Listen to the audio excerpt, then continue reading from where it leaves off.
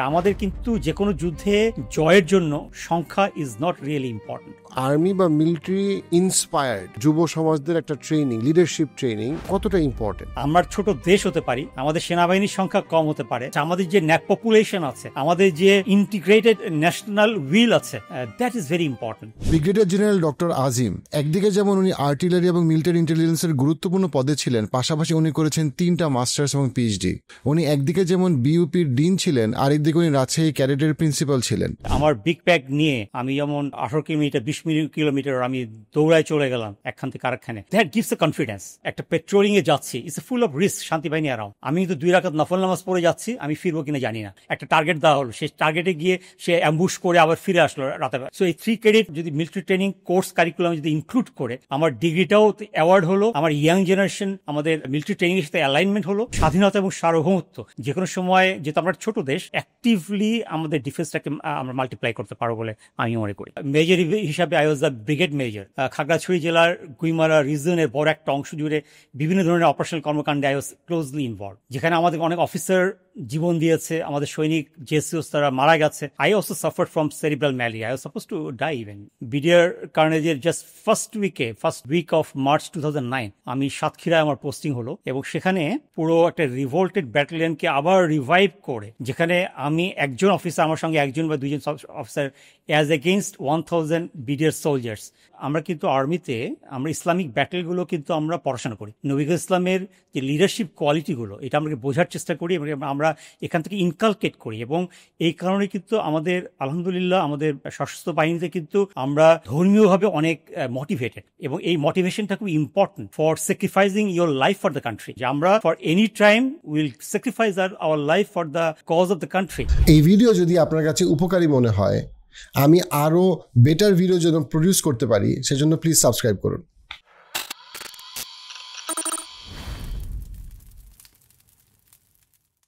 আসসালামু আলাইকুম, কেমন আছেন? ওয়ালাইকুম আসসালাম রহমতুল্লাহ বারাকাতুহু। থ্যাংক ইউ ভেরি মাচ, আমাকে আবার আপনি এখানে দাওয়াত করেছেন, এই জন্য অসংখ্য ধন্যবাদ। না, আলহামদুলিল্লাহ আমাদের ফার্স্ট এপিসোড ওয়াজ ফ্যান্টাস্টিক, মানুষ সবাই অনেক বেনিফিটেড হয়েছে আলহামদুলিল্লাহ। আজকে আমরা যে বিষয়টা নিয়ে কথা বলতে চাই, আপনার কাছ থেকে শিখতে চাই, সেটা হচ্ছে যে বাংলাদেশ তো একটা স্পর্শকাতর অবস্থায় আছে। একদিকে যেমন প্রাকৃতিক দুর্যোগ আছে, এভরি আদার ইয়ার বন্যা হচ্ছে, ভূমিকম্প হতে পারে যে কোনো সময়, আগুন লাগতেছে।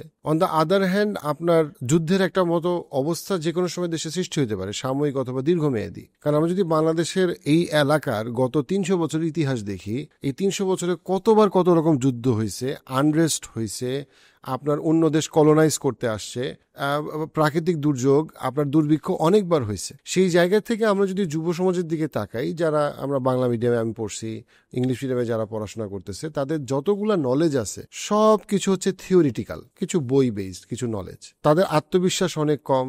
আমার বিল্ডিং যদি আজকে ভেঙে পড়ে অথবা ভূমিকম্প যে কোনো কারণে হোক, দেন আমি যে আমার পরিবারের মানুষজনকে বিল্ডিং থেকে নামাবো, সেই ফিজিক্যাল ফিটনেস একটা এভারেজ সিভিলিয়ান ছেলের নাই। এটা হচ্ছে বাস্তবতা।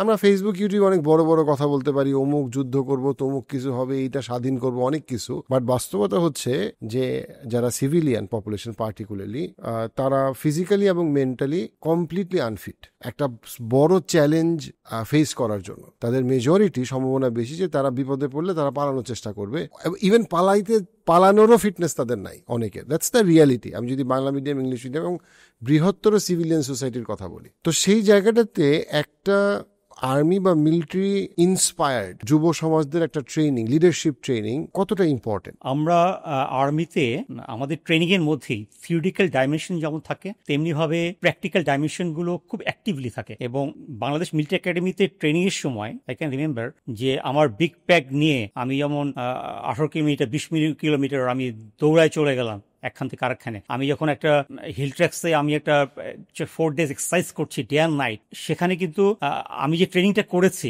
দিন রাত, সেই কনফিডেন্সটা কিন্তু স্টিল আই ক্যারি। আমি একটা জুনিয়র কমান্ড স্টাফ কোর্স করেছি, হ্যাঁ, যেখানে আমার মেজর অপারেশনস, ডিফেন্স, অ্যাটাক, যে আমি প্র্যাকটিক্যাল যে কাজগুলো করেছি, যে মাইনর অপারেশনস, আমি রেইড, অ্যাম্বুশ, প্র্যাকটিক্যালি আমি ট্রুপস লিড করে নিয়ে আমি পেট্রোলিং করলাম, আমি দেখে আসলাম, আমি আমার গ্রুপটাকে রেইড ফোর্সকে আমি ছোট ছোট গ্রুপে বিভক্ত করে আমি অপারেশন করলাম, সাকসেসফুল হলাম।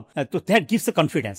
আমার ব্যক্তিগতভাবে যেটা হয়েছে, আমি চিটং হিল ট্র্যাক্সের 3টা লেয়ারে আমার চাকরি করার অভিজ্ঞতা হয়েছে, ইটস এ ইউনিক ওয়ান। এবং আমি যখন পিস ট্রিটির আগে ক্যাম্প কমান্ডার ছিলাম ব্যাক ইন 96-97 পরশুরাম ঘাট army camp, CIO camp, counter insurgency operation. A captain age 23-24, কি বুঝি আমি, কিন্তু ওইখানে কিন্তু পুরো একটা এরিয়া, হ্যাঁ, পরশুরাম ঘাট আর্মি ক্যাম্প, পাশের নেইবারিং যত পাহাড়ি বাঙালি যারাই বসবাস করছে, বলা হয় যে he is king in the deserted island, মানে he is responsible for all those people, তাদের খাওয়া পড়া, security, everything is responsible. Dharmapukur army camp 2500 kilometre উপরে, সো রিস্কি, বাট সে কিন্তু ওইগুলো প্র্যাকটিক্যালি সে ম্যানেজ করছে। আমি as camp commander still I can remember, যখন আমি একটা পেট্রোলিং এ যাচ্ছি, ইটস ফুল অফ রিস্ক, শান্তি বাহিনী অ্যারাউন্ড, আমি কিন্তু 2 রাকাত নফল নামাজ পড়ে যাচ্ছি, আমি ফিরবো কিনা জানি না, বাট আমি কিন্তু যাচ্ছি, আমি পেট্রোলিং করলাম, আমি রেইড করলাম, অ্যাম্বুশ করলাম, সকালবেলা আবার সারা রাত অপারেশন করে ফিরে আসলাম, এসে আবার 2 রাকাত নফল নামাজ পড়ছি। সো এই যে আমাদের কার্যক্রমটা, হ্যাঁ, এটা কিন্তু একটা ট্রিমেন্ডাস কনফিডেন্স দেয় for any critical event management. তো সেক্ষেত্রে আমরা যদি আমাদের যুব সমাজকে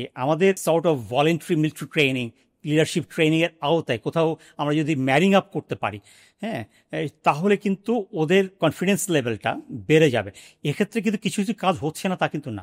আপনি জেনে খুশি হবেন যে আমাদের যে বিএনসিসি আছে, হ্যাঁ, বাংলাদেশ ন্যাশনাল ক্যাডেট কোর, তাদের ঐতিহ্য কিন্তু অনেক পুরাতন। তারা কিন্তু যে কোনো কলেজ, ইউনিভার্সিটিতে নর্মাল স্টুডেন্ট যারা ভলেন্টিয়ার, তাদেরকে কিন্তু বিভিন্ন ধরনের ছোট ছোট লিডারশিপ ট্রেনিংগুলো দেয়, কিন্তু অনেক হয়তো জানে না ব্যাপারটা। কিন্তু 1921 সালে যখন ঢাকা ইউনিভার্সিটি তৈরি হলো, তারপরেই 1923 সালে ইন্ডিয়ান টেরিটোরিয়াল অ্যাক্ট 1923, এইটার আলোকে এই ক্যাডেট কোর্টটা তৈরি হলো ঢাকা ইউনিভার্সিটি ইনিশিয়ালি। একজন captain Moore, British army, he was the first cadet corps instructor commander. পরবর্তীতে এইটা ইউনিভার্সিটি ট্রেনিং, ক্যাডেট ট্রেনিং সেন্টারে রূপান্তরিত হয় 1928। পরবর্তী 1943 সালে দে আর অ্যাক্টিভলি অর্গানাইজড। এবং আপনি জেনে খুশি হবেন যে লিবারেশন ওয়ার্ডে প্রায় 40,000 এই বিএনসিসির স্টুডেন্টসরা, তারা কিন্তু লিবারেশন ওয়ার্ডে অ্যাক্টিভলি পার্টিসিপেট করেছে। তাহলে কি হচ্ছে, বিএনসিসি কিন্তু বর্তমানে এখানে 5টা রেজিমেন্ট আছে এবং তারা কিন্তু বিভিন্ন কলেজ, ইউনিভার্সিটিতে লাইট ট্রেনিং তারা দিচ্ছে। এবং এখানে প্রায় তাদের 23,000 অ্যাক্টিভ তাদের বিভিন্ন ইউনিভার্সিটি স্টুডেন্টরা আছে। তাদের রিজার্ভেও এরকম প্রায় মোর দেন 2 লাখ রিজার্ভিস্ট আছে। তো আমরা যদি এই ট্রেনিংগুলোতে যে এক্সিস্টিং যে বিভিন্ন প্যারামিলিটারি ফোর্সগুলো ট্রেনিং করছে, তাদের সাথে অ্যালাইন করে আমাদের যুব সমাজ যারা নর্মাল বাংলা স্কুলে পড়ছে বা ইংলিশ মিডিয়ামে পড়ছে বা মাদ্রাসায় পড়ছে, এটা কিন্তু একটা জিনিস আমাদের ডিসকাশনে আমরা মাঝে মধ্যে আমরা নিয়ে আসি না, সেটা হচ্ছে আমাদের মাদ্রাসায় যে আমাদের বাচ্চারা পড়ছে, তাদের ট্রেনিংয়ের মধ্যেও আমাদেরকে কিন্তু আমাদের ক্রিয়েটিভ ট্রেনিংটাকে ইনক্লুড করা প্রয়োজন। কারণ হচ্ছে তারা কিন্তু অনেক সময় অ্যালুফ থাকে, যে আমি যে মাদ্রাসা ভিত্তিক যে কারিকুলামটা পড়ছি, এখানে আমার ক্রিয়েটিভ, আমার কম্পিউটার লার্নিং বা আমার একটা প্র্যাকটিক্যাল সলিউশন বা একটা ইভেন্ট ম্যানেজমেন্ট, লিডারশিপ ট্রেনিং, আমি তো এই জিনিসগুলো শিখতে পারি না। তো সেই জায়গায় যদি তাদেরকে আমরা বোর্ডিং করতে পারি, তো আমাদের সামনের দিকে যেহেতু আমাদের ইনভেস্টমেন্ট সামিট হচ্ছে, ডেফিনেটলি বাংলাদেশে অনেক ফরেন ডাইরেক্ট ইনভেস্টমেন্ট আসবে, বা আমাদের বাংলাদেশ থেকেও বিদেশে যেহেতু অনেক দেশ, ইউরোপিয়ান কান্ট্রিগুলোতে পপুলেশন, নেগেটিভ পপুলেশন আছে ইউরোপিয়ান কান্ট্রিগুলোতে, রাশিয়া, সুইজারল্যান্ড, ইউরোপের পর্তুগাল, জাপান। তো এইগুলোতে আমরা কিন্তু তখন স্কিল ম্যান পাওয়ার আমরা পাঠাতে পারবো। In one way they will bring the economic dividend, in other way they will ensure the sovereignty and the independence of the country. So এইভাবে আমরা যুব সমাজকে যদি এইভাবে একটা ট্রেনিং এর আওতায় ম্যানিং আপ করতে পারি, তাহলে মনে হয় আমরা ইনশাল্লাহ will have a long term positive goal, আমরা সাকসেস হতে পারবো। একটা স্পেশাল অ্যানাউন্সমেন্ট, আপনারা যারা এফেক্টিভলি টাকা কিভাবে আয় করব, ব্যয় করব, বিনিয়োগ করব, সেভ করব, এই বিষয়ে জানতে চান, সেই ব্যাপারে আপনাদের জন্য এফিশিয়েন্ট মানি ম্যানেজমেন্টের এই কোর্সে আমরা নিয়ে এসেছি। এনরোল করার জন্য লিঙ্কে ক্লিক করুন।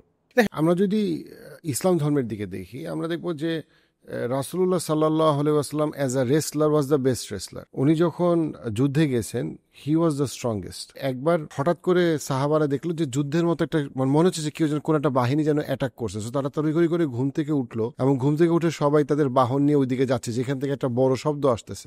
তখন যারা যাচ্ছে, তখন ওনারা দেখলো যে রাসূলুল্লাহ সাল্লাল্লাহু আলাইহি ওয়াসাল্লাম ওই জায়গা থেকে ফিরতেছে এবং ওনার কাছে ওনার না, বাহন না, ওনার কাছে হচ্ছে কি তালহা রাদিয়াল্লাহু আনহুর বাহন। কারণটা হচ্ছে কি যে উনি ওই সময় ওইটাতে, অর্থাৎ, এবং উনি সবাইকে বলতেছে না আমি দেখে আসছি, কোনো সমস্যা নাই। হি ওয়াজ সো শার্প যে বাকিরা ওয়াজ স্ট্রং ওয়ারিয়ার্স, বাট উনি সবার আগে গিয়ে উনি ফিরতেছে, তখন অন্যরা যাচ্ছে বোঝার জন্য কোনো দুর্ঘটনা বা কোনো ঘটনা ঘটছে বা কোনো অ্যাটাক আসতেছে কিনা মাঝরাতে। এন্ড দেন আমরা যদি কন্টিনিউ করি যে এখনো 1400 বছর হয়ে গেছে, এখনো যখন হিস্ট্রিতে অনেক হিস্টোরিয়ান দে রিগার্ড খালিদ বিন ওয়ালিদ রাদিয়াল্লাহু আনহু as the greatest warrior of all time, যিনি অবভিয়াসলি একজন মুসলিম ছিলেন। কিন্তু 1400 বছর কিন্তু হয়ে গেছে এবং হিস্টোরিয়ানরা কোনো পার্টিকুলার অন্য কোনো দেশের অন্য কোনো কাউকে বলে না। অ্যান্ড ওনার মডার্ন টাইমসের ড্রোন ছিল না, কোনো ফাইটার জেট ছিল না, but he is war tactics.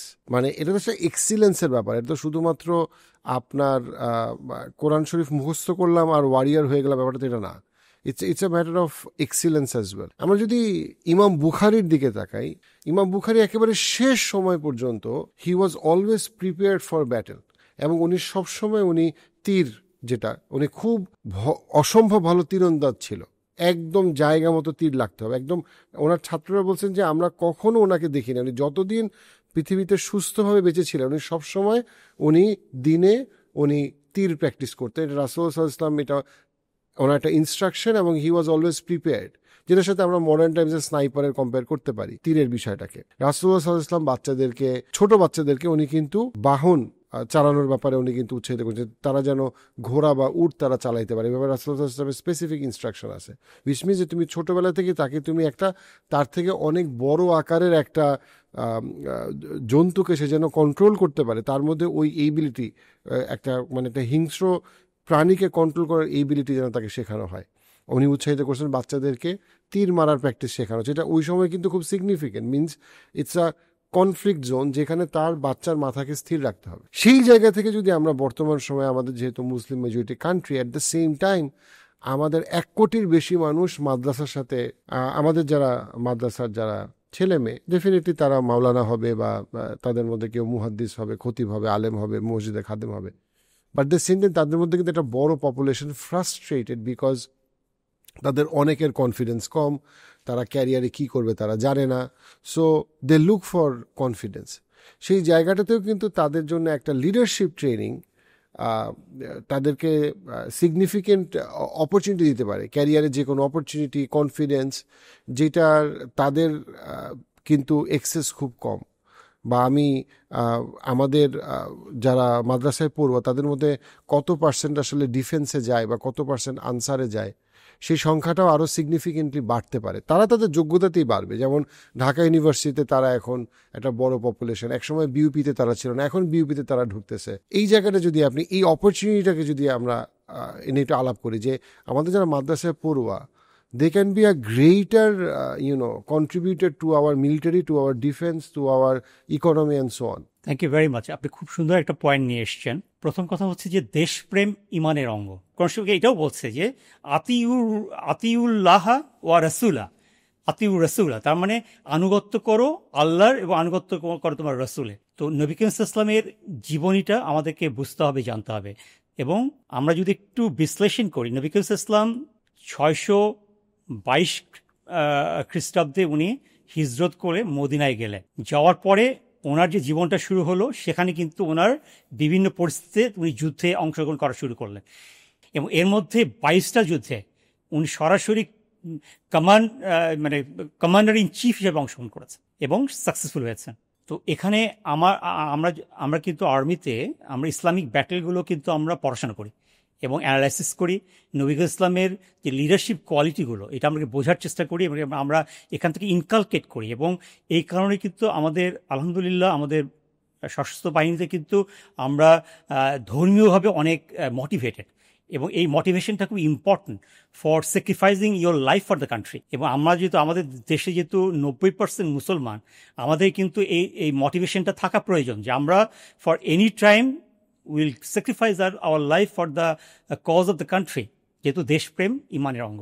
তো নবী ইসলামের যদি আমি লিডারশিপ কোয়ালিটি অ্যানালাইসিস করি, সেখানে রেয়ার কোয়ালিটিস দেখা যায়। আমি যদি ব্যাটল অফ বদরের কথা চিন্তা করি, যে ফার্স্ট ইসলামিক ব্যাটল, সেখানে নবী ইসলাম, এই যে বদর লোকেশনটা কিন্তু মদিনা থেকে প্রায় 80 কিলোমিটার সামনে মক্কার দিকে, এবং উনি কিন্তু এটা প্রিজিউম করতে পেরেছেন যে আমরা কিন্তু মদিনা শহরে ব্যাটলটা করলে হবে না, আমাদের কিন্তু মদিনা থেকে বাহিরে ব্যাটলটাকে নিয়ে যেতে হবে। This is a unique principles of war.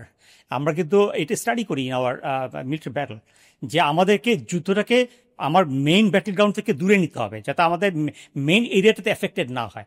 উনি কিন্তু ব্যাটলটাকে 80 কিলোমিটার দূরে নিয়ে গেছেন। ওনার আনসার এবং মুহাজির সংখ্যা ছিল মাত্র 313 জন সাহাবী ওনার সঙ্গে, এবং উনি বদরের ব্যাটেলটাকে এত সুন্দর উনি প্ল্যান করলেন অফ ইজ ওন চুজে, এবং ওখানে কুরাইশরা প্রায় 1000, মোর দেন 1000, তারা arranged with cavalry, man power, well train, আর আমাদের এখানে সাইডে শুধুমাত্র 2টা ঘোড়া, কিছু উট, আর এই 313 জন। অথচ because of the strategy that Nabi Karim সাল্লাল্লাহু আলাইহি ওয়াসাল্লাম made in this battle, positioning of the forces, হ্যাঁ, এবং অবশ্যই আল্লাহর বিশেষ সাহায্য রহমত সেটা তো ছিলই অবশ্যই, কিন্তু এই যে কমিটমেন্ট, আরেকটা জিনিস একটু বোঝার ব্যাপার যে আমি এবং ব্যাটল অফ বদরে ফ্যান্টাস্টিক ওয়েতে আমাদের ইসলামিক ফোর্স জয় করলো অ্যাজ এগেনস্ট কোরাইশ বাহিনী, যেখানে আমাদের লেসন্স লার্ন যে আমাদের কিন্তু যে কোনো যুদ্ধে জয়ের জন্য সংখ্যা ইজ নট রিয়েলি ইম্পর্ট্যান্ট। আমরা ছোট দেশ হতে পারি, আমাদের সেনাবাহিনীর সংখ্যা কম হতে পারে, বা আমাদের যে সাপোর্টিং ফোর্সগুলো আছে, আমাদের যে পপুলেশন আছে, আমাদের যে ইন্টিগ্রেটেড ন্যাশনাল উইল আছে, দ্যাট ইজ ভেরি ইম্পর্ট্যান্ট তাদেরকে। এবং নবী ইসলাম কিন্তু ইয়াং পপুলেশনকে তার যুদ্ধের ক্ষেত্রে এই ব্যাটল অফ বদরে উনি তাদেরকে অর্গানাইজ করে, মোটিভেট করে তাদেরকে ব্যাটল গ্রাউন্ডে নিয়ে গেছেন। Same is the case with battle of Uhud. ওখানেও কিন্তু উনি সুন্দরভাবে, এবং ওহুদ ব্যাটলের লোকেশনটা আমার যাওয়ার সৌভাগ্য হয়েছিল, সো নাইসলি প্ল্যান, পাহাড়ের উপরে কোথায় সৈন্য রাখবে, কোথায় থেকে উনি ডোমিনেট করতে পারেন ব্যাটেলটাকে, যেগুলো আমরা প্রেজেন্ট ব্যাটেল স্টাডিতে আমরা ওগুলো অ্যাপ্লাই করি। আমরা যখন হিল ট্র্যাক্সে পেট্রোলিংয়ে যাই, রেড করতে যাই, অ্যাম্বুশ করতে যাই, আমাদের অ্যাম্বুশ টিমটাকে কিন্তু ওইভাবে আমরা প্লেস করি, রেড টিমটাকে ওইভাবে প্লেস করি আমরা, হ্যাঁ। So getting a lesson from the Islamic battles, যার কারণে জাস্ট 1000 ইসলামিক সোলজার্স সাহাবীরা যারা ছিলেন অ্যাজ এগেনস্ট 3000, এটাতে কিন্তু মানে they were defeated, totally defeated. কিন্তু এখানে 50 জন তীরন্দাজকে রাখা হলো একটা পাহাড়ের উপরে অ্যাজ এ রিজার্ভ ফোর্স, যাতে সামনে থেকে কোনোভাবেই যেন তারা ফিরতে না পারে, এবং কেউ যেন যে মাল সামানা যেটা ব্যাটল কালেক্ট করে এখানে যেন ডাইভার্টেড না হয়। অথচ তারা মিস্টেক করে ফেললো, তারা পাহাড় থেকে নেমে আসলো ডাইভার্টেড। আর আপনি যে বললেন Khalid bin Walid, he is a great warrior, তখন উনি নন মুসলিম ছিলেন, হি আন্ডারস্টুড, উনি কিন্তু একটা ইউ টার্ন নিয়ে কাউন্টার মুভ করে উনি কিন্তু ব্যাটলের মোড়টা ঘুরিয়ে দিলেন, জাফর ইট ওয়াজ স্টেলমেট। তো এই যে প্রত্যেকটা ব্যাটল স্টাডি করে বোঝার আছে, এবং নবী ইসলামের এই যুদ্ধগুলো বুঝে আমাদের ইয়াং জেনারেশনকে মোটিভেট করা। এবং আপনি যেটা বললেন যে মাদ্রাসার স্টুডেন্টরা, দে আর কোয়াইট ইন্টেলিজেন্ট। আমি অনেক মাদার স্টুডেন্টের সাথে ডাইরেক্টলি আমি কিছু কাজ করেছি, তাদের সাথে আমার কিছু সেশন ছিল, আমি তাদের সাথে বসেছি, বোঝার চেষ্টা করেছি।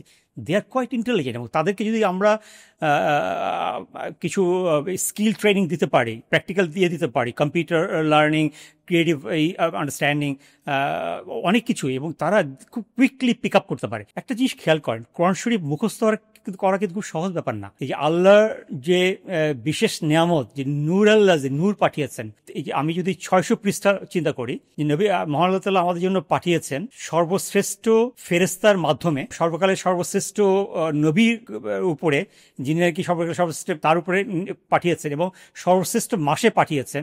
30 পারা, আনুমানিক 600 পৃষ্ঠা একটা বাচ্চা মাদ্রাসায় পড়ে, হাফিজি পড়ে, সে মুখস্থ করছে line by line, word by word, দাড়ি কমা সেমিকলন সহকারে।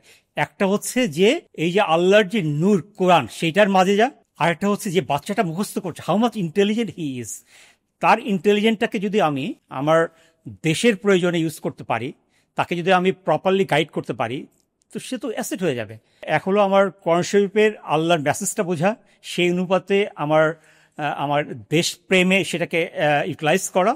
তেমনিভাবে আমাদের যে মাদ্রাসা ভিত্তিক আমাদের যে বাচ্চারা আছে, তাদেরকে এই মেইন কারিকুলামের সাথে এবং মিলিটারি ট্রেনিংয়ের সঙ্গে অ্যালাইন করে কারিকুলামটা আমরা ডিজাইন করব। আমি যে বললাম 3 মাসের সোলজার যে ট্রেনিং, আমরা এভাবে ডিজাইন করব, কোন জিনিসগুলো it will be commonly applied, সেটাকে আমরা অ্যাপ্লাই করব। তাদের মধ্যে যারা আপটেক ভালো থাকবে, তাদের জন্য আমরা একটু অফিসার্স লেভেলের ট্রেনিং করে আমরা অ্যালাইন করতে পারি।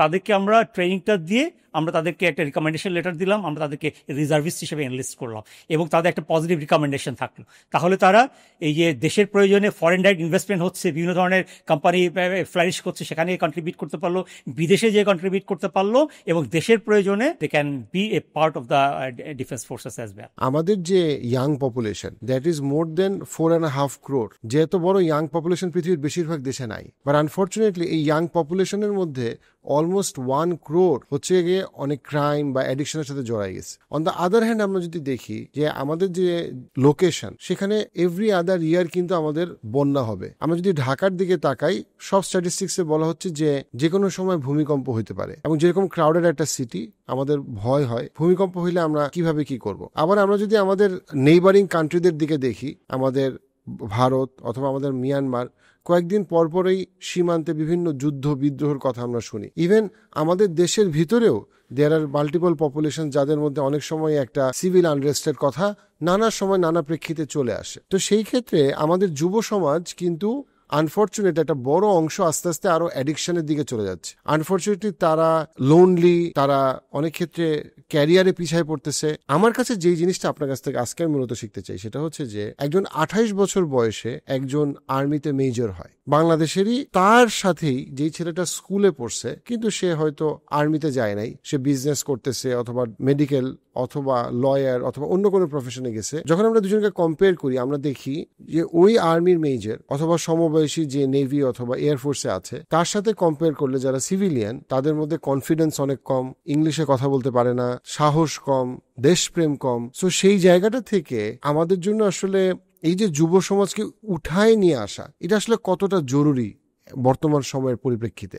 আসলে যে কোনো দেশের জন্য ইয়াং পপুলেশন, এই ডেমোক্রেটিক ডিভিডেন্ড বলে, তাদেরকে যদি প্রপারলি আমরা ট্রেন করতে পারি, স্কিল করতে পারি, তাইলে কিন্তু দেশের জন্য বিভিন্ন পজিটিভ আউটকাম আনতে পারি। কিন্তু আনফর্চুনেটলি আমাদের দেশে, কারেক্টলি পয়েন্টেড আউট, আমাদের আউট অফ 170 মিলিয়ন পিপল, মানে প্রায় 17 কোটি, তার মধ্যে প্রায় 28%, ইটস অ্যাবাউট 4.6 crore হচ্ছে আমাদের যুব সমাজ, এজ ফ্রম 16 to 29। 2019-এর মাদক দ্রব্য অধিদপ্তরের একটা রিপোর্ট থেকে দেখা যাচ্ছে যে প্রায় আমাদের 42.something% ইয়াবা affected, which is quite alarming, প্রায় 1 কোটির উপরে। এই এফেকশনটা বিভিন্ন কারণে হচ্ছে। এটা আমাদের পারিবারিক জীবনে এক ধরনের, বাচ্চাদের আমরা সময় দিচ্ছি না, সোশ্যাল মিডিয়ার একটা ইনফ্লুয়েন্স থাকছে, এবং আমাদের দেশে মাদক দ্রব্যের অ্যাভেলেবিলিটি এটা আগের চেয়ে অনেক বেড়ে গেছে, যেখানে আমরা দেখতে পাচ্ছি যে আমাদের সারাউন্ডিং কান্ট্রিজগুলো, আমাদের নেইবারিং স্টেটস যেগুলো আছে, এখানে কিন্তু এক ধরনের মাদক দ্রব্য যেন তৈরি হয় ওই দেশে, এবং আমাদের দেশে যেন আসতে পারে, একটা সাবভার্সিভ একটা নেগেটিভ এফোর্ট হিসেবে তারা কিন্তু এই ভিতরে ঢোকানোর চেষ্টা করে। সেক্ষেত্রে আমাদের দেশেও 2-1 জন আছে যারা ফর ইকোনমিক ডিভিডেন্ড, পয়সা ইনকামের জন্য, কারাপ্ট প্র্যাকটিসের কারণে এটাকে ভিতরে নিয়ে আসতে হেল্প করে।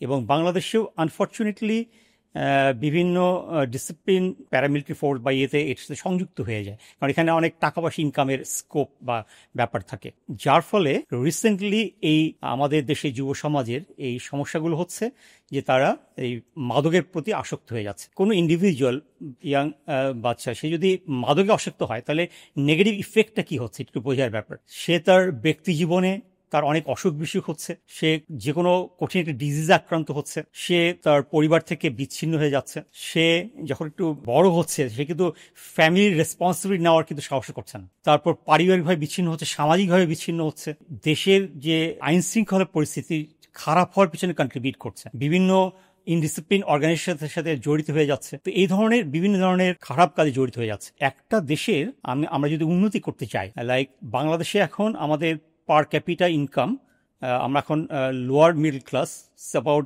$2,700+ পার ক্যাপিটা, যেটা আমরা যদি মিডল ইনকাম কান্ট্রি হতে চাই তাহলে আমাদেরকে প্রায় 4,500+ পার ক্যাপিটা ইনকাম হতে হবে। তো সেই জায়গায় আমাদের এই যুব সমাজকে, এই 1 কোটি আপনি বললেন, তাদেরকে আমাদের এই স্ট্রিম লাইনে ডেমোক্রেটিক ডিভিডেন্ড আনার জায়গায় তাদেরকে অ্যাক্টিভেট করতে হবে, এবং এই জায়গায় আমাদের খুব সিকোয়েন্সিয়ালি অ্যাজ পার প্ল্যান আমাদের কিছু কাজ করার প্রয়োজন হবে। যে প্রথম হচ্ছে যে ড্রাগসগুলো, এটা গাঁজা, ফেন্সিডিলিয়া বা হোয়াটএভার, বাহিরের দেশ থেকে আসছে আমাদের সারাউন্ডিং কান্ট্রিগুলো থেকে, সেখানে খুব স্ট্রিক্টলি প্রোটেকশন দিতে হবে যাতে বর্ডারে স্টপ হয়ে যায়। আমি যেহেতু বিডারে চাকরি করার স্কোপ হয়েছে, তো আমি এখানে দেখেছি যে আসলে আমাদের বর্ডার এরিয়াতে আমাদের নেইবারিং কান্ট্রিজগুলো কিভাবে নেগেটিভলি এখানে কন্ট্রিবিউট করছে। তো এইটা স্টপ করতে হবে। পরবর্তীতে আমাদের দেশে আমাদের মধ্যে একটা যুব জাগরণ তৈরি করতে হবে, যেই জাগরণের সময় আমাদের একটা মোটিভেশনাল লিডারশিপ যে ট্রেনিং, যে কথাটা আপনি বললেন খুব ভালো লাগলো, যে আসলে I'm very happy to know that you have so good impression about a major or a military officer. এটা একটা ব্লেসিংস বলবো আমাদের জন্য। আসলে আমরা যখন আর্মিতে যাই আমাদের ট্রেনিংটাই এত স্ট্রিক্ট, এত well plan, that gives us our psychological training, physical training, military training, অনেক কিছু resilience, creativity, critical event management, অনেক কিছুই এই মিলিটারি একাডেমিতে ট্রেনিংয়ে দেওয়া হয়।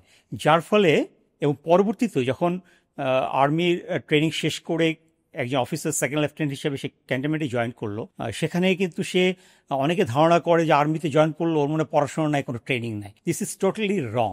আর্মিতে অনেক পড়াশোনার ব্যাপার থাকে এবং অনেক ধরনের ট্রেনিংয়ের ব্যাপার থাকে। সারা বছরই আমাদের বিভিন্ন ধরনের পড়াশোনা করতে হয়, ট্রেনিং করতে হয়। সেখানে কিন্তু একজন লেফটেন্যান্ট বা একজন ক্যাপ্টেন, সে যখন প্ল্যাটুন কমান্ডার, সে কিন্তু অ্যাবাউট 40 ট্রুপস সে কিন্তু স্ট্রিক্টলি হ্যান্ডেল করছে। যখন একজন সে major, she is a company commander, সে প্রায় 150 সোলজার্স, তাকে কিন্তু অপারেশনালি ব্যাটেল গ্রাউন্ডে সে ক্রিটিক্যাল সিনারিওতে সে কিভাবে মেজর অপারেশন করবে, মাইনর অপারেশন করবে, tactical scenario, appreciation, lot of critical event, সে এটাকে কাউন্টার করে তার সিদ্ধান্তের উপরেই এই যে 150 সোলজার্স অফিসার্স তাদের জীবন মৃত্যু নির্ভর করছে। সো এই ট্রেনিংটা ওইভাবেই দেওয়া হয়। That's how army officers they perform quite well. তো এই জায়গায় আমাদের যুব সমাজের সঙ্গে যদি আমরা কোথাও কানেক্টিভিটি করতে পারি in the process of training, leadership training, kind of tactical training হতে পারে, PT games, parade, psychological, critical solution, different things, এগুলো করলে অটোমেটিক্যালি আমাদের যুব সমাজ একটা যুব শক্তিতে রূপান্তরিত হবে। I am very happy to know, recently আপনিও জানেন যে 6th যেটা বিমস্টেক সম্মেলন হলো, এখানে আমাদের ইন্টারিম গভর্নমেন্টের chief adviser professor doctor Yunus, উনি যেটা প্রপোজ করেছেন যে সামনে যখন ঢাকায় যে কনফারেন্সটা হবে সেখানে কিন্তু বিশ্ব যুব সম্মেলন হবে। তো সেইখানে উনিও চাচ্ছেন যে যুব সমাজকে যেন আমরা একটা যুব শক্তিতে রূপান্তরিত করতে পারি। তো আমরা আজকে যে কথাগুলো আলাপ করব সেখান থেকে যদি কোনো পজিটিভ আমরা মডেল দাঁড় করাতে পারি, hopefully that model at the national level we can discuss and we can implement. এটা কিন্তু আমাদের ইন ওয়ান ওয়ে আমাদের যুব সমাজকে ইমপ্রুভ করবে, ইন আদার ওয়ে আমাদের কিন্তু ডিফেন্স ক্যাপাবিলিটিকে মাল্টিপ্লাই করবে, আমাদের স্বাধীনতার সার্বভৌমত্বকে অনেক স্ট্রং করবে, এটা আমি মনে করি। এখানে একটা জিনিস একটু আনতে যে আসলে উন্নত দেশে এরকম কোনো মডেল কি আপনার দেখা হয়েছে কিনা আপনার রিসার্চে, যে উন্নত বেশ কিছু দেশ এরকম সর্ট অফ আর্মি বা মিলিটারি ইন্সপায়ার্ড একটা ইউথ লিডারশিপ ট্রেনিং করছে বা করাচ্ছে, যেটা ডিভিডেন্ড বা বেনিফিট তারা পাচ্ছে এবং তারা অনেক বছর ধরে করাচ্ছে, যেটার সাথে মেবি তাদের ইউনিভার্সিটি অ্যাফিলিয়েটেড এবং সারা দেশ এটা থেকে বেনিফিটেড হচ্ছে? হ্যাঁ, আপনি একটা ভালো কথা বলেছেন। আমি রিসেন্টলি একটু গবেষণা করছিলাম এই ব্যাপারটা নিয়ে, যে বাহিরের দেশগুলো আসলে কি করছে, এবং আপনি জেনে খুশি হবেন মোর দেন 60 কান্ট্রিজ তারা কিন্তু ইন ডিফারেন্ট ফর্মস, কোথাও কম্পালসারি, কোথাও ভলেন্টারি এনলিস্টমেন্ট, কোথাও compulsory enlistment, voluntary or lottery choosing, কোথাও পার্শিয়াল এনগেজমেন্ট, কোথাও কম্পালসারি এনগেজমেন্ট, কোথাও বেসড অন কান্ট্রিজ রিকোয়ারমেন্ট, তাদেরকে কিন্তু মিলিটারি ট্রেনিং করানো হচ্ছে এবং তারা রিজার্ভিস্ট হিসেবে থাকছে এবং পরবর্তীতে যে কোনো প্রয়োজনে তাদেরকে ইউজ করা হচ্ছে। আমি যদি এক্সাম্পল দিই, আমি সুইজারল্যান্ডের উদাহরণ দিতে পারি, আমি রাশিয়ার উদাহরণ দিতে পারি, আমি টার্কির উদাহরণ দিতে পারি, আমি তাইওয়ানের উদাহরণ দিতে পারি, নেপালের উদাহরণ দিতে পারি। তো এ ধরনের অনেক দেশ। তো সেক্ষেত্রে কিছু কিছু কনসেপ্ট আছে, আমার কাছে মনে হয় যে সেই কনসেপ্টের আলোকে বাংলাদেশেও আমরা করতে পারি। এবং আমি চিন্তা করছিলাম যে আমরা 4 ডাইমেনশনাল একটা সিভিল মিলিটারি, এটাকে আমি বলতে চাই যে youth development with civil military cooperation, 4 dimensional. এই 4 ডাইমেনশনালটা কেমন হতে পারে, এটা একটা মডেল হিসেবে আমরা চিন্তা করতে পারি। যে ফার্স্ট ডাইমেনশনালটা হচ্ছে যে যেখানে আমাদের আর্মির, আপনি হয়তোবা জানেন যে আর্মি কিন্তু একটা ডিফেন্স পলিসির আওতায় কাজ করে। বাংলাদেশের যেটা হাইয়েস্ট বডি সেটা হচ্ছে যে national council for security advisers, NCSA। এটা ডিফেন্স পলিসি 2018-তে ডিক্লেয়ার করা হয়েছে। তো সেইটার আন্ডারে পরবর্তীতে আমাদের AFD, আর্ম ফোর্সেস ডিভিশন, তারা কিন্তু পিস টাইমে তারা ইনস্ট্রাকশনগুলো ফলো করে তা আমাদের আর্ম ফোর্সেস ডিভিশনের যে army, navy, air force, paramilitary force, auxiliary force যারা আছে তাদেরকে বিভিন্ন ইনস্ট্রাকশন দিয়ে প্রিপারেশন নেওয়ার জন্য উদ্বুদ্ধ করে। এবং ওয়ার টাইমের জন্য কিন্তু এই AFD এটা কিন্তু জয়েন্ট কমান্ড সেন্টারে রূপান্তরিত হবে, JCC, এবং তারা কিন্তু পুরো দেশে যুদ্ধ পরিচালনা করার জন্য অ্যাক্টিভ রোল প্লে করবে as per the directive given by the highest body, যেটা প্রেসিডেন্ট অফ দ্য কান্ট্রি হচ্ছে সুপ্রিম কমান্ডার, এবং তারপর মিনিস্ট্রিয়াল বডি থাকছে। তারা ন্যাশনাল স্ট্র্যাটেজি, ন্যাশনাল উইল এবং যে ডেমোক্রেটিক যে ডিফেন্স যে ক্রেডিবিলিটি এটা কিভাবে অ্যাচিভ করা যাবে সেই ডাইমেনশনগুলো দিবে, এবং এএফডি থেকে বা ইন ক্রিটিক্যাল সিচুয়েশন যে জিএসএসসি জয়েন্ট কমান্ড সেন্টার এটাকে এক্সিকিউট করবে।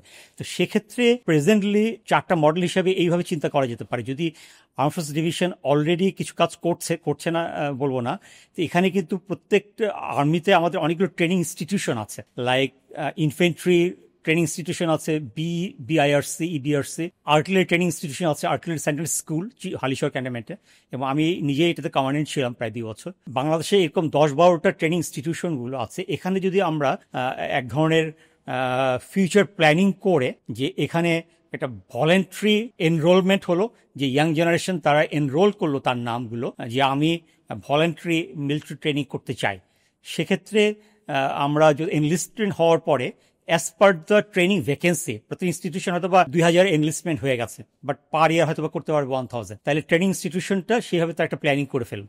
বছরে 2টা বা 3টা কোর্স চালিয়ে একটা ট্রেনিং ইনস্টিটিউশন যদি 1000 সোলজারের জন্য ভলেন্টারি এনলিস্টমেন্ট ট্রেনিং 3 মাসের ট্রেনিং দেওয়া যেতে পারে, যে সোলজার্সের মিনিমাম ট্রেনিংটা, আর অফিসার্স লেভেলের ট্রেনিংটা হয়তো 6 মাসের দেওয়া যেতে পারে।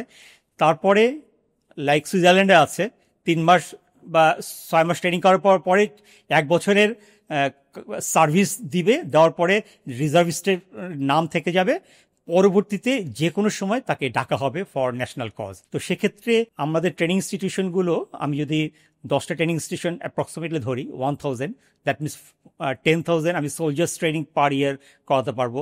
100 যদি আমি অফিসার্স ট্রেনিং ধরি, তার মানে প্রায় 1000 অফিসার্স পার ইয়ার করা যাবে। তো সেক্ষেত্রে ট্রেনিং ইনস্টিটিউশনগুলো, মিলিটারি ট্রেনিং ইনস্টিটিউশনগুলো অংশগ্রহণ করলো, এটা আমি বলতে চাচ্ছি লেভেল 1 বা ফেজ 1। আর ফেজ 2তে আমাদের যেটা প্যারামিলিটারি বা অক্সিলারি ফোর্স আছে, বিএনসিসি, যেটা কথা আমি একটু আগে বলেছি। সো বিএনসিসি কিন্তু খুব ভালো রোল প্লে করে, যেটা আমি লিবারেশন ওয়ার পার্টিসিপেট করেছে।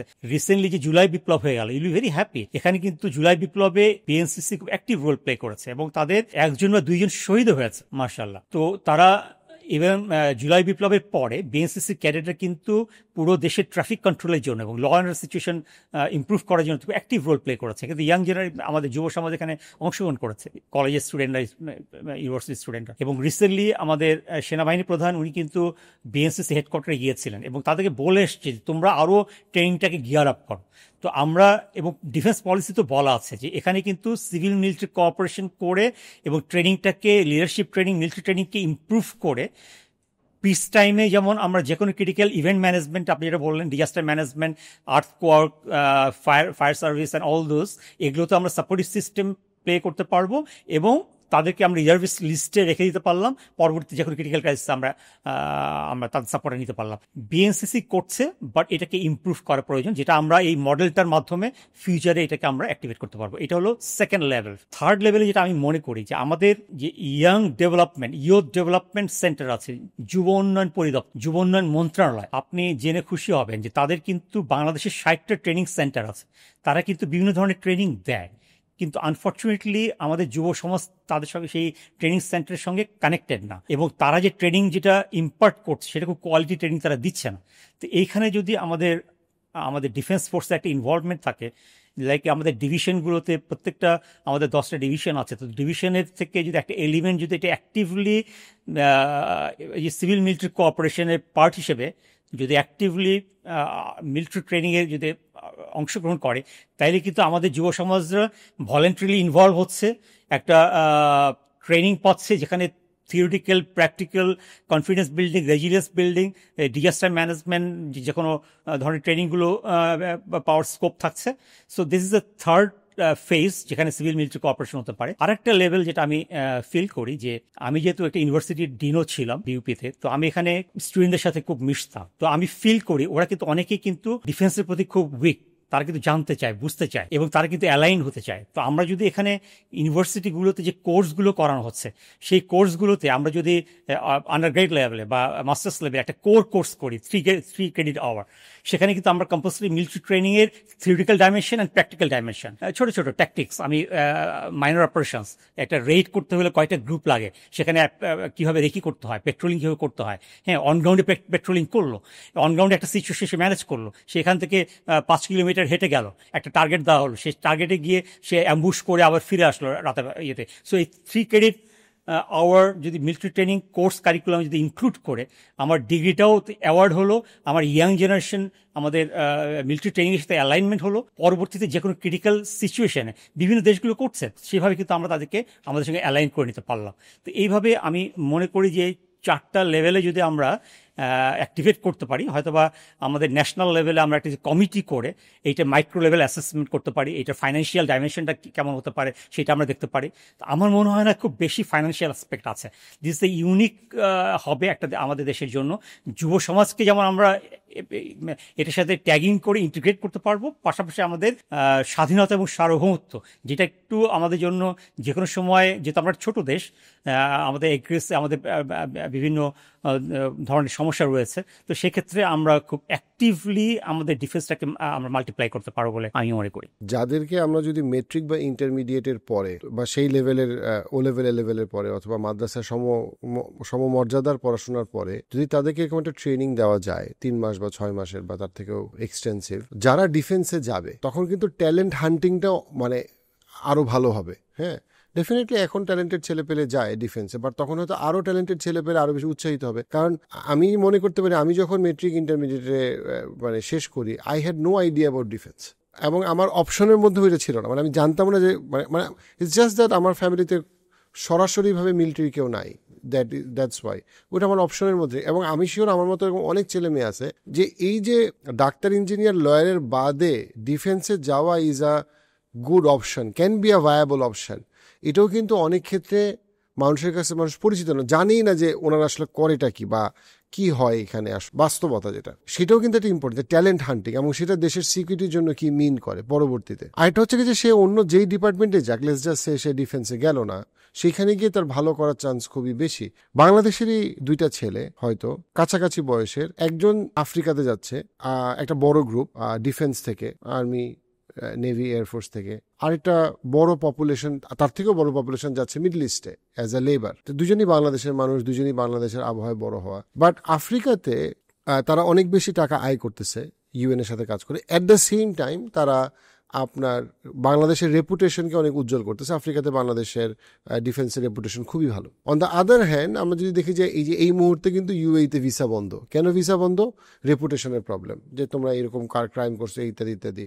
সৌদি আরব কখনো বন্ধ করে, and they treat us like, they don't treat us well, because আমরা হচ্ছে গিয়ে একদম সবচেয়ে পোরেস্ট অফ দ্য পোর। তারা আমাদের দেশের মানুষকে নিচ্ছে কারণ আমাদের থেকে সস্তা মানুষ তারা কোথাও পাচ্ছে না। পার্থক্যটা কোথায়? এটা তো দুজনেই তো বাংলাদেশের ছেলে মেয়ে, বাংলাদেশের স্কুলে পড়া। পার্থক্যটা হচ্ছে গিয়ে যে একটা গ্রুপ একটা প্রপার ট্রেনিং পাওয়া, আর ইংলিশে কথা বলতে পারছে, কনফিডেন্সে কাজ করতে পারছে, তাদের প্রবলেম সলভ করতে পারতেছে। আরেকটা গ্রুপ যারা মিডল ইস্টে যাচ্ছে, Bangladeshi, but they are sort of কি বলবো ভালনারেবল, কারণ তাদের ট্রেনিং নাই, তাদের আত্মবিশ্বাস নাই, and they are vulnerable to any crime, prone to crime. তো এই জায়গাটা, এই যে একটা বড় ডিফারেন্স তৈরি করতে পারে ফর ইন টার্মস অফ আমরা কত রেমিটেন্স আয় করতেছি, ইন টার্মস অফ ওই ইন্ডিভিজুয়াল মানুষটা কি ইকোনমিতে অ্যাসেট নাকি বোঝা, অ্যাসেট নাকি liability, at the same time দেশের রেপুটেশন। ফর এক্সাম্পল চায়না এখন যে সুপার পাওয়ার হয়ে গেছে বা যাচ্ছে, চাইনিজরা আমেরিকার সমস্ত টপ ইউনিভার্সিটিতে, অস্ট্রেলিয়ার সমস্ত টপ ইউনিভার্সিটিতে আছে। তো আমাদের দেশের পপুলেশন যারা বাইরে আছে তারা আসলে কতটা ভ্যালু অ্যাড করে এবং তারা কি স্ট্যাটাস নিয়ে আছে, that is significantly important for the countries reputation. তো সেই জায়গায় যদি আপনি একটু ইনসাইট শেয়ার করতেন। রাইট, প্রথম কথা হচ্ছে যে আমি যে মডেলটার কথা বললাম, এখানে একটা পয়েন্ট মিসিং হয়েছে, সেটা হচ্ছে যে সে যখন মিলিটারি ট্রেনিংটা করছে, এই 4টা আমি ফেজে যেটা বললাম, তারপর পরই কিন্তু he will be awarded A recommendation letter, যেটা আমি ইউএস আর্মিতে দেখেছি। তারা যখন 3 মাসের একটা ভলেন্টারিলি মিলিটারি ট্রেনিং করলো, হি গেট এ সার্টিফিকেট যেটা নাকি সে যখন পরবর্তীতে যখন একটা সিভিল জবে এন্ট্রি করছে, he get A bonus point for that. এটা গভর্নমেন্ট জব হতে পারে বা প্রাইভেট জব হতে পারে, এবং যে কোনো প্রাইভেট অর্গানাইজেশন বা government is interested to take him, যে নাকি 3 মাস বা 6 মাসে মিলিটারি ট্রেনিং করেছে। তো এইটা সে একটা অ্যাডভান্টেজ পেয়ে যাচ্ছে, এবং সে আপ টু এজ 40-50 পর্যন্ত he is remaining in the reservist list. তার মানে যে কোনো সময় তাকে কল করা হতে পারে। আরেকটা জিনিস যেটা আপনি বললেন, হ্যাঁ আমাদের আসলে বোঝা যায় না যে আর্মি অফিসাররা ট্রেনিং করে কোথায় কতটুকু কন্ট্রিবিউট করছে। You'll be happy to know এই যে চিটং হিল ট্রাক্সে আমাদের যে ডেডিকেশনটা, এটা কিন্তু হয়তো অনেক সময় আমরা খেয়াল করি না। এবং চিটং হিল ট্রাক্সে আমরা অনেকেই আর্মি অফিসার, আমি যদি আমার নিজের এক্সাম্পলটা দিই, ক্যাপ্টেন অবস্থায় আমি যখন ক্যাম্প কমান্ডার ছিলাম তখন এক ধরনের কন্ট্রিবিউশনটা করেছি লাইফ রিস্ক নিয়ে। এরকম আমার মতো অনেক আর্মি অফিসার করেছে, তারা প্ল্যাড এবং সোয়েট দিয়ে কানেক্টেড গ্রাউন্ডের সঙ্গে। তারপর মেজর হিসাবে I was the brigade major. পুরো খাগড়াছড়ি জেলার গুইমারা রিজনের বড় একটা অংশ জুড়ে বিভিন্ন ধরনের অপারেশনাল কর্মকাণ্ডে আই ওয়াজ ক্লোজলি ইনভলভ, যেখানে আমাদের অনেক অফিসার জীবন দিয়েছে, আমাদের সৈনিক জেসিওস তারা মারা গেছে।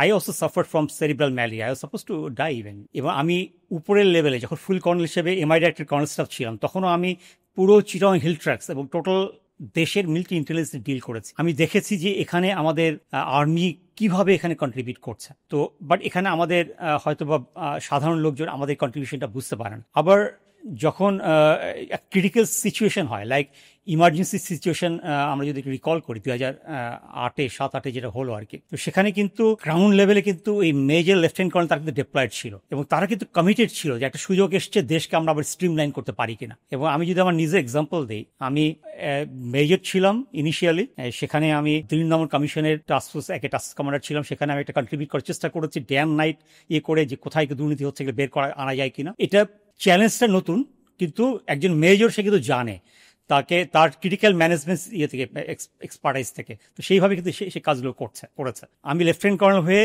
2007 আগস্টে আমি যশোরে পোস্টিং হলো আমার অ্যাজ কমান্ডিং অফিসার ঝালকাঠি জেলা এবং বরিশালের বাকেরগঞ্জ এবং বানারীপাড়া উপজেলার দায়িত্বপ্রাপ্ত হলাম, প্রায় 2টা ডিস্ট্রিক্ট। সেখানে ল অ্যান্ড অর্ডার সিচুয়েশন থেকে উন্নয়ন করার জন্য অপারেশন আলোর সন্ধানে এইটা অপারেশন করছিলাম।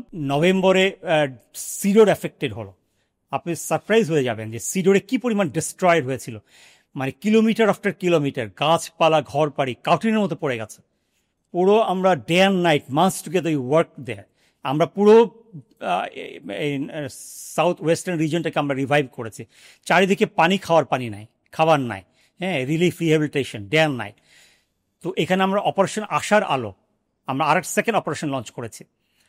আবার আপনি যদি মনে করেন যে national ID card operation Nabajatra, this a unique operation, 3টা যেটা নাকি ন্যাশনাল আইডি কার্ড করার জন্য, এবং 8 মাসের মধ্যে পুরো বাংলাদেশে প্রায় 8.5 কোটি আমরা ভোটার এবং ছবিযুক্ত ভোটার তালিকা এবং ন্যাশনাল আইডি কার্ড তৈরি করলাম। ইট ইজ ওয়ার্ল্ড রেকর্ড, কিন্তু এটা হয়তো আমাদের দেশের জনগণ জানে না বা হয়তো ব্যাপারটা খেয়াল করে না।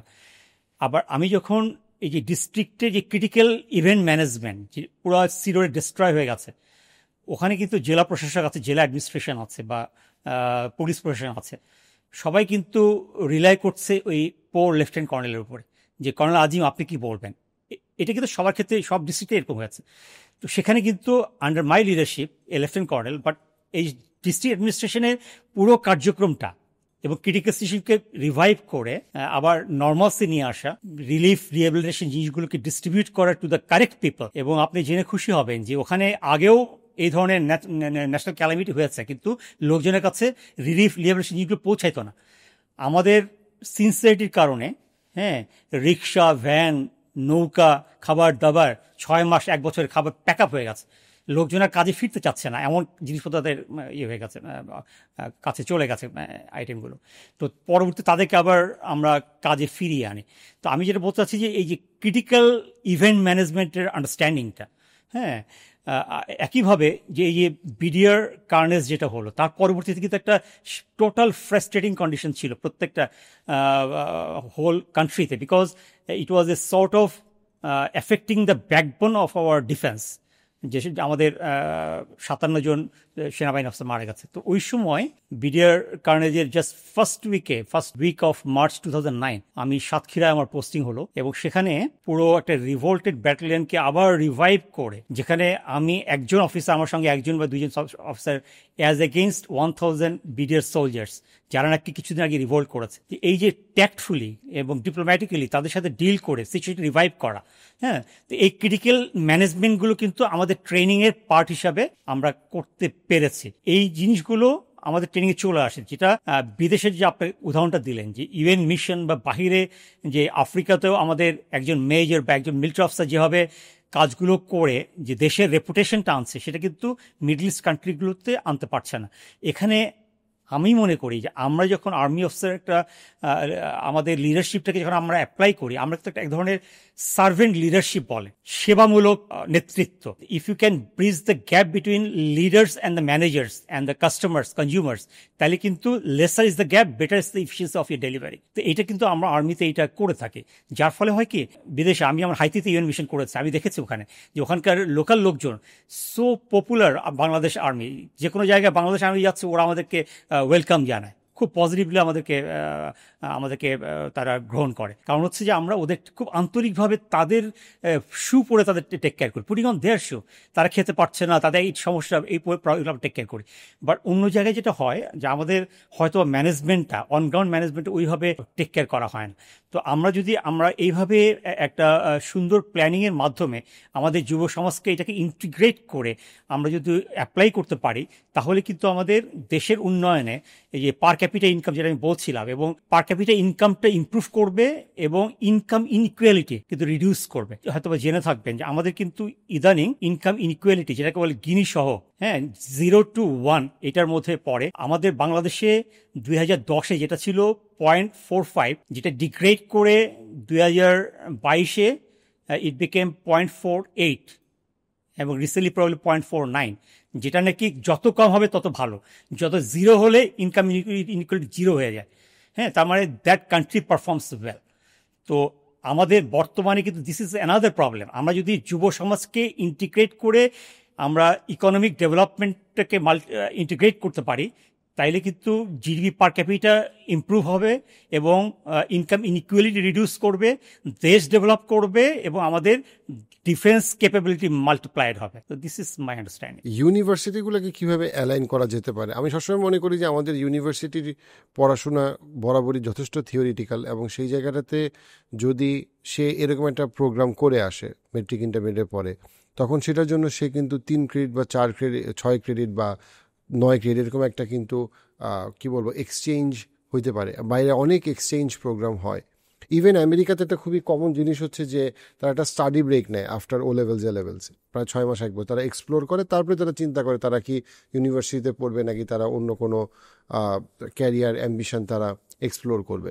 সেই জায়গা থেকে বাংলাদেশে কিন্তু দেখা যাচ্ছে যে ইন্টারমিডিয়েট পরে খুব তাড়াহুড়া, কারণ আমাকে ইমিডিয়েটলি ভর্তি হতে হবে, that is the culture, fortunately or unfortunately that is the culture. সেই জায়গাটা থেকে আপনি কি মনে করেন যে ইউনিভার্সিটিগুলোকে, আপনি নিজেও বিইউপিতে অনেক বছর আপনি ডিন ছিলেন, তো সেই জায়গাটা থেকে আপনার এক্সপিরিয়েন্স থেকে ইউনিভার্সিটিকে কীভাবে এখানে অ্যালাইন করা যায়?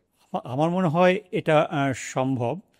আমি পাশাপাশি ক্যাডেট কলেজের অ্যাডজুটেন্টও ছিলাম এবং একটা ক্যাডেট কলেজের প্রিন্সিপালও ছিলাম। সো আমার স্টুডেন্টদের সাথে অ্যাটাচমেন্ট অ্যাক্টিভিটিসগুলো আমার বোঝা সম্ভব হয়েছে, এবং ইউনিভার্সিটি ডিন হিসাবে সেখানে কিন্তু আমি দেখেছি যে লাইক ক্যাডেট কলেজের অ্যাডজুটেন্ট, যদিও ক্যাডেট কলেজ একটা ইউনিক ইনস্টিটিউশন, সে কিন্তু কম্পালসারি মিলিটারি ট্রেনিংয়ের পার্ট হিসেবে ক্যাডেটদেরকে কিন্তু এক ধরনের থিওরিটিক্যাল ট্রেনিংও দেয়, আবার প্র্যাকটিক্যাল ট্রেনিংগুলো দেয়, PT, games, group training, event management, হ্যাঁ, বিভিন্ন ধরনের অবস্ট্যাকল ক্রসিংগুলো, হ্যাঁ।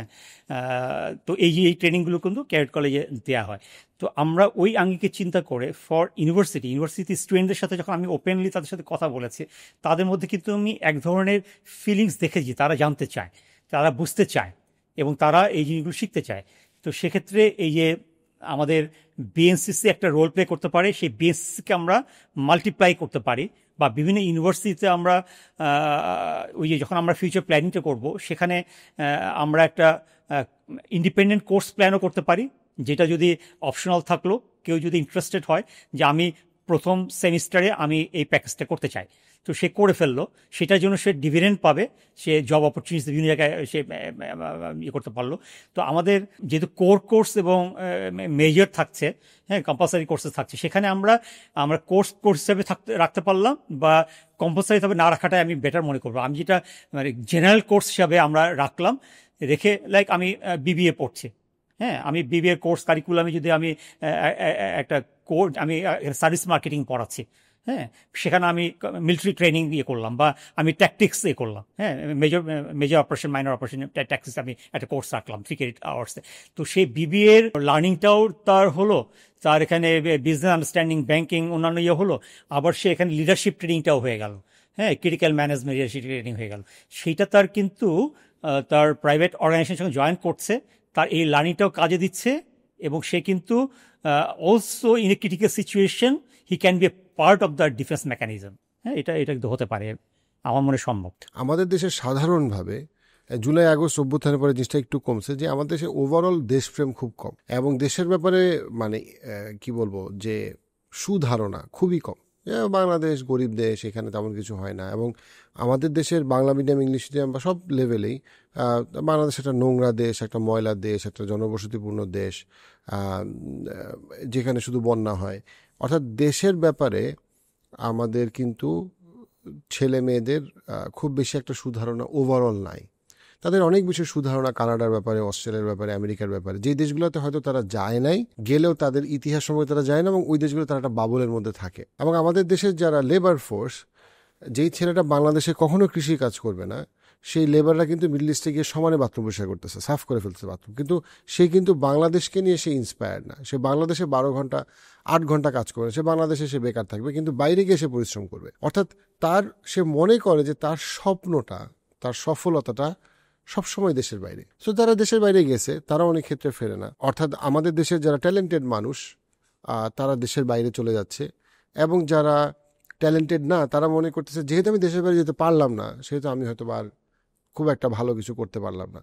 So there is a lack of motivation এবং ইন্সপিরেশন, যে না আমি দেশের জন্য ভালো কিছু করতে পারি। সেটা আমি ডিফেন্সে হোক, সেটা আমি বিজনেসে হোক, লয়ার, এনি প্রফেশন। সেই জায়গাটা থেকে আমরা আসলে ডেফিনেটলি এই ট্রেনিংটা আমি মনে করি যে ওই জায়গাটাতেও কাজ করতে পারে, যে দেশের ব্যাপারে একটা ওভারঅল আন্ডারস্ট্যান্ডিং, যে না এখানে আসলে আমরা যদি ভালো কিছু করি দেন ভালো কিছু হবে, যদি আমরা ভালো কিছু না করি আর আমরা যদি সিম্পলি সবাই সরে যাই, এটা একটা কনফ্লিক্টের মতো। আপনি যদি কনফ্লিক্ট অ্যাভয়েড করেন আপনি হারবেন, আপনি যদি কনফ্লিক্ট ফেস করেন দেন প্রবাবলি আপনি কনফ্লিক্টে জিতবেন। সেই জায়গায় যদি আপনি আপনার এক্সপিরিয়েন্স থেকে যদি আপনি কিছু জিনিস শেয়ার করেন, সো দ্যাট আমার কাছে মনে হয় যে মানুষ দেশের যে একটা ভালো কিছু হইতে পারে, বা আমরা যদি একটা প্রজন্ম স্ট্রাগল করি, একটা জেনারেশন স্ট্রাগল করি, তাহলে বাংলাদেশ অনেক দিক থেকে সিগনিফিকেন্টলি ইমপ্রুভ করতে পারে। যেরকম একটা জেনারেশনে চায়নায় একটা হিউজ ডেভেলপমেন্ট আসছে, মালয়েশিয়াতে একটা হিউজ ডেভেলপমেন্ট আসছে, সিঙ্গাপুরের রাইজ হয়েছে প্র্যাকটিক্যালি এক জেনারেশনে। তো সেইখানে যদি আপনি আপনার অভিজ্ঞতা থেকে কিছু জিনিস বলেন। আলহামদুলিল্লাহ, আমার প্রায় পৃথিবীর 25টা দেশে যাওয়ার সৌভাগ্য হয়েছে, আমেরিকা, ইউরোপ সহকারে বিভিন্ন দেশে। আমার কখনোই মনে হয় নাই যে আমি বিদেশে থেকে যাই, একদিনও বেশি থেকে যাই প্রয়োজনের অতিরিক্ত। মাঝে মধ্যে বেড়াতে গিয়েছি ঠিক আছে, বাট কখনো পার্মানেন্টলি মনে হয় না। কারণটা হচ্ছে কি, এখানে আমার যেটা মনে হয় যে এখানে media should play a positive role in motivating the young generation.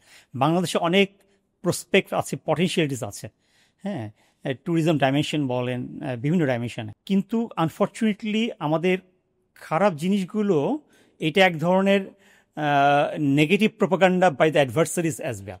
আমাদের সারাউন্ডিং কান্ট্রিজগুলোর এক ধরনের মিডিয়া ইনভেনশন ইন দ্যাট। তো তারা এই নেগেটিভ জিনিসগুলোকে প্রোপাগেট করছে।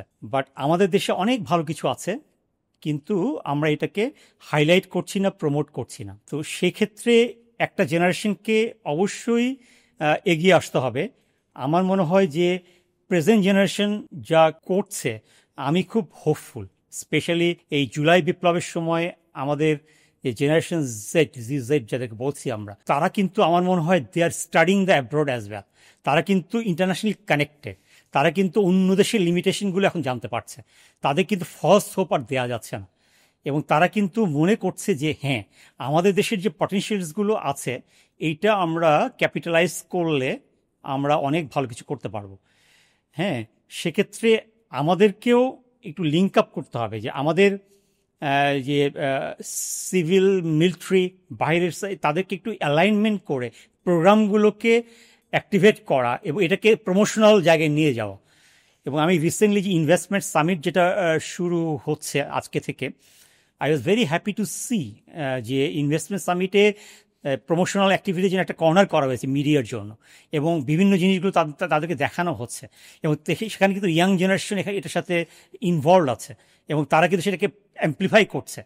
তো আমার মনে হয় যে present young generation is not like আস, তারা কিন্তু অনেক ওয়ার্ল্ড দেখছে, ওয়ার্ল্ডের বিভিন্ন দেশের লিমিটেশনগুলো দেখছে। শুধু আমেরিকা বললে হচ্ছে না।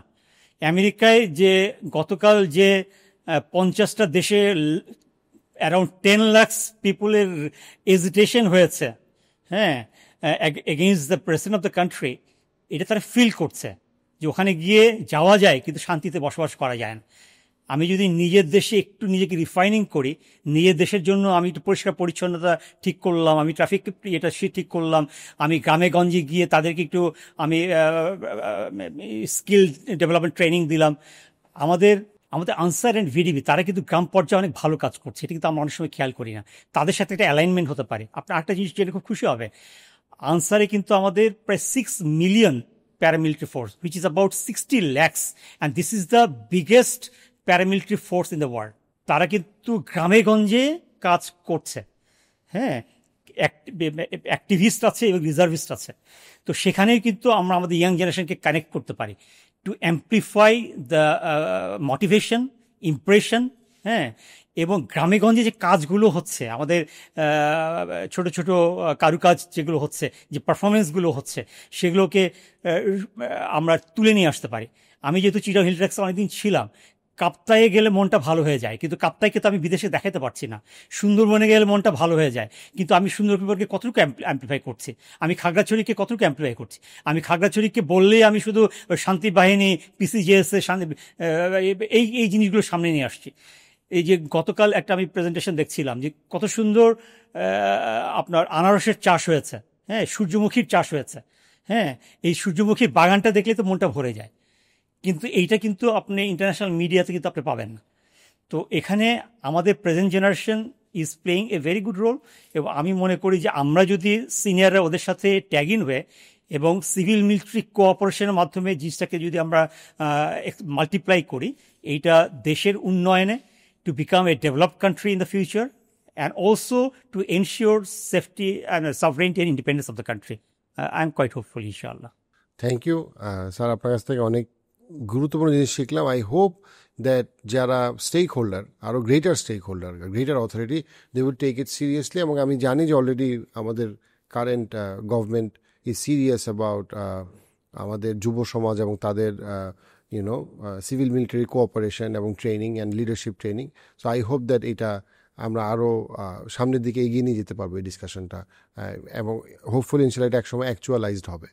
ইনশাআল্লাহ আমিও আশা করি যে আমরা সবাই যদি একসাথে কাজ করি দেশের প্রয়োজনে, কোনো ভেদাভেদ না রেখে এবং আমাদের ধর্মীয় মূল্যবোধটাকে জাগ্রত রেখে, তাহলে কিন্তু আমাদের ন্যাশনাল সভরেনিটি এবং ইন্ডিপেন্ডেন্স যেমন অ্যাক্টিভ থাকবে, উন্নত থাকবে, তেমনিভাবে আমরা ইনশাআল্লাহ উন্নত দেশে রূপান্তরিত হতে পারবো।